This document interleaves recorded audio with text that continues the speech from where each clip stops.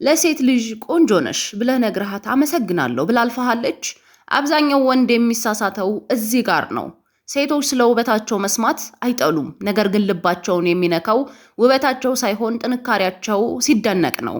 አንዲትን ሴት በደቂቃ ውስጥ ፈገግ የሚያሰኝ በአንተ እንድትገረም የሚያደርግና የውስጥ ስሜቷን የሚነካ አንድ አረፍተ ነገር ልንገርህ። ቃላቶቹ 3 ብቻ ናቸው። ባንቺ በጣም እኮራለሁ። ይህ ቃል ለምን እንዲህ ኃይለኛ ሆነ? ምክንያቱም እወድሻለሁ ከሚለው በላይ አይሻለሁ፣ ዋጋ ሰጥሻለሁ፣ ለምትለፊው ልፋት እውቅና ሰጣለሁ የሚል ትርጉም ስላለው ነው።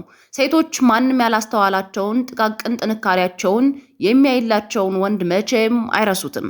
ዋናው ነገር ግን ቃሉን መናገር ብቻ አይደለም፣ ከልብህ መሆኑን በአይንህ ማሳየት አለብህ። በሚቀጥለው ጊዜ ስታገኛት ስለ ስራዋ ወይም ስላሳካችሁ ነገር ስትነግራት ባንቺ ኮራለሁ በላት። ያኔ ፊቷ ላይ የሚፈጠረውን ፈገግታ ታየዋለህ።